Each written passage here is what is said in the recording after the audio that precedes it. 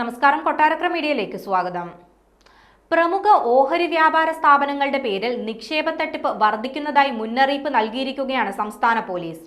ഇത്തരം തട്ടിപ്പുകളുടെ ഭാഗമായി കൂടുതൽ ലാഭം വാഗ്ദാനം ചെയ്തുകൊണ്ടുള്ള വ്യാജ പരസ്യങ്ങൾ സമൂഹ മാധ്യമങ്ങളിലൂടെ പ്രചരിക്കുന്നുണ്ട്.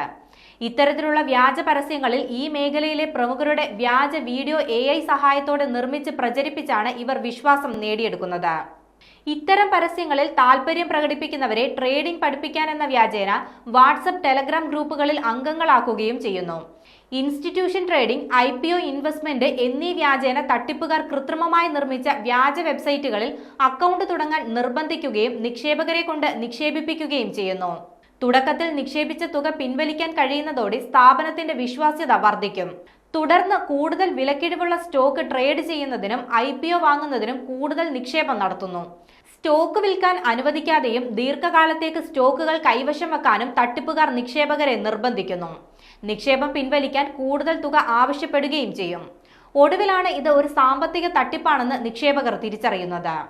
ഇത്തരം വ്യാജ പരസ്യങ്ങൾ ശ്രദ്ധയിൽപ്പെടുകയോ ഇത്തരം തട്ടിപ്പിന് ഇരയാവുകയോ ചെയ്താൽ പരമാവധി 1 മണിക്കൂറിനകം തന്നെ വിവരം 1930 എന്ന നമ്പറിലോ www.cybercrime.government.in എന്ന വെബ്സൈറ്റ് മുഖേനയോ സൈബർ പോലീസിനെ അറിയിക്കണമെന്നും സംസ്ഥാന പോലീസ് പുറത്തിറക്കിയ മുന്നറിയിപ്പിൽ പറയുന്നുണ്ട്.